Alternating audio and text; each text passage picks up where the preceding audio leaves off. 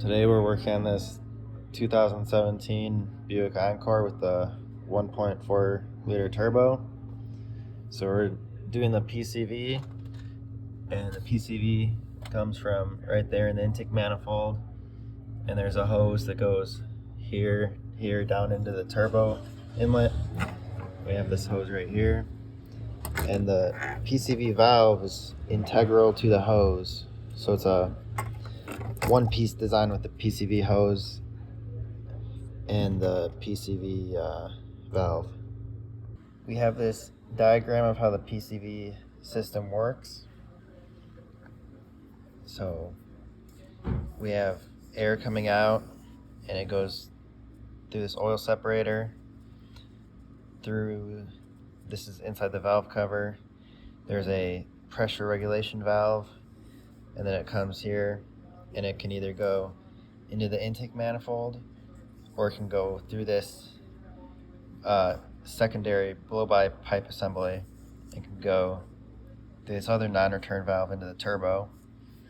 And then air coming in comes from here, goes down into the crankcase.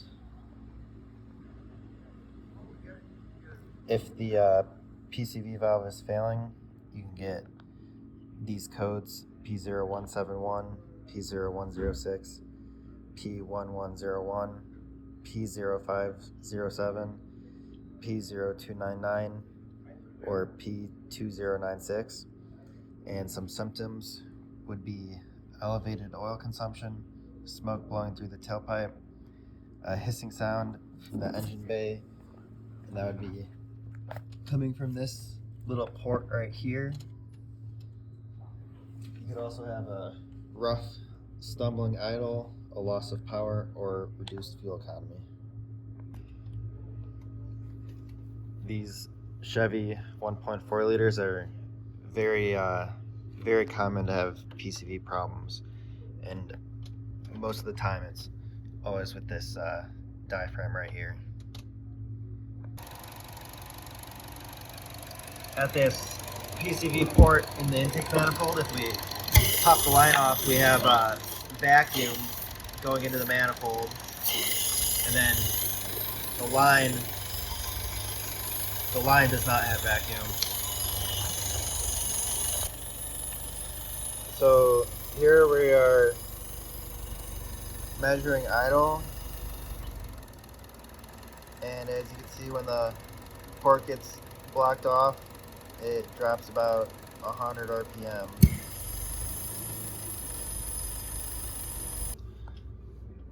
Since we were messing with that hose back there, we've now had a P1101 intake airflow system performance, and that was one of the codes that could happen with a faulty PCV system.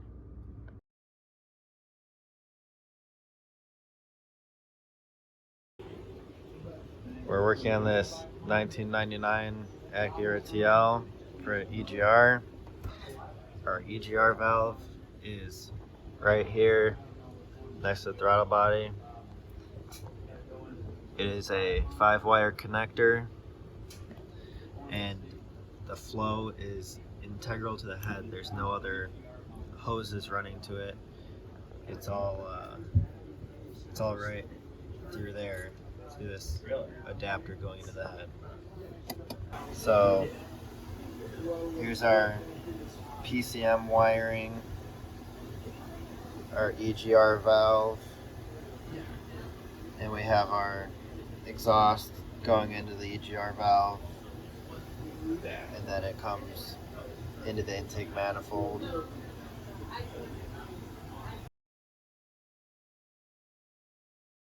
Looking at the wiring diagram for the EGR valve, we can see that we have a few different wires running into it. And the first ones that I've highlighted here are the pink wires. This one here in particular will be your 5-volt VREF signal into your linear potentiometer. And then the second one here will be your PWM control for the solenoid that actually opens and closes the valve. Then we have our blue wire back to the PCM. This is our signal. And then we have our ground for our sensor. And then we also have our ground for our solenoid here. This is what's going on inside the EGR valve and how the PCM knows what's going on.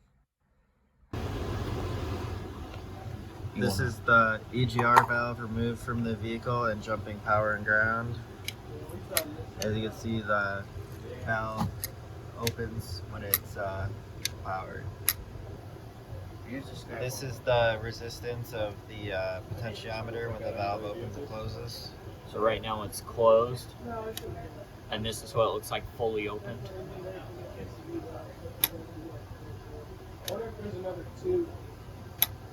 We have about a 3,000 ohm difference between fully open and fully closed.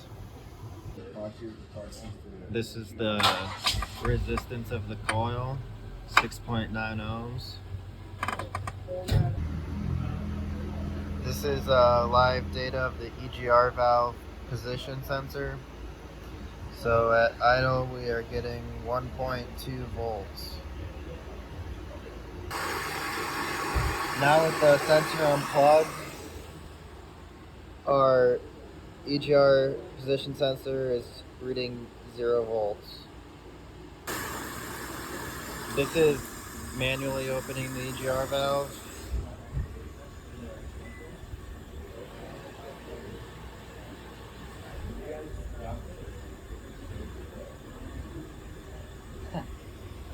And when the valve is fully open, we're getting about 3.7 volts.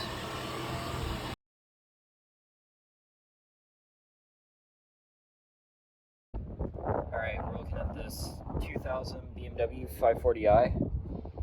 We're looking at the PCV system. So the fresh air line is here, and then it runs to the back of the intake manifold where the diaphragm is. And then we have the suction side, which is pretty hard to see, but it's down below. And then there's also a internal oil separator, but then that runs under the intake manifold as well back to this diaphragm back here, which is where everything sort of takes place in terms of the valve and regulation of the PCV system. Looking at our different diaphragm systems, you can see there was a variation of systems depending on the size of the engine. So number 4 here was for a i4, and then number 1 here was for an i6 engine, and then number 5 is what I have on the V8, and then number 2 and 3 is for a V12 engine. The crankcase ventilation can cause running rough, whistling noise from the ventilation valve, and a check engine light. And the way that you tested it on this vehicle, you need a special tool which consists of a manometer along with some hoses and a specialty oil fill cap. Common failures you'll run into on these PCV systems are the oil separator failing, causing oil burning and oil to get into the manifold. And it's hard to get to because it's right next to the timing chains under this front cover. And then the other issue that can happen is a tear in the diaphragm on the back of the intake manifold, meaning that you have to replace that whole diaphragm. Otherwise you can see whistling or have oil burning as well. We performed the dollar bill test. We took a piece of paper and put it over the oil fill and then turned on the car. And with the car running, there's enough suction through the crankcase to keep the paper from moving.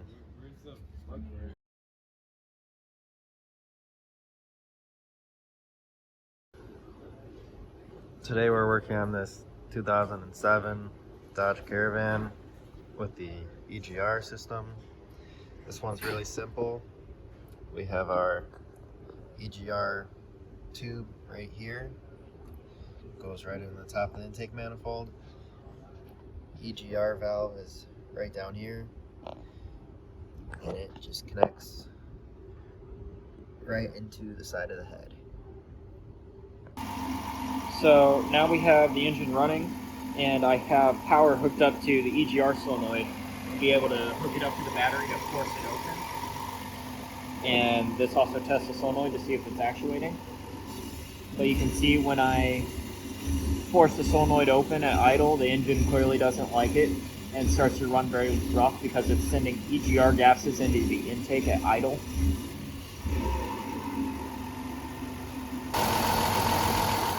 So right now our EGR temp is sitting around 130. But then if we open it up, you should be able to watch it climb.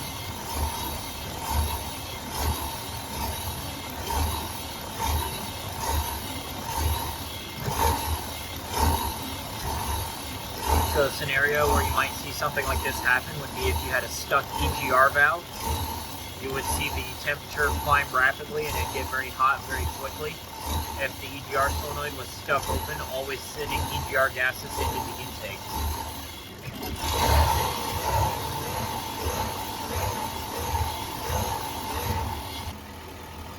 This vehicle also has a good demonstration of a PCV system. We have our fresh air hose coming out of the valve cover to the intake box. We have our suction side from the manifold stack down there in the valve cover. So overall, this vehicle has a very accessible PCV and EGR system.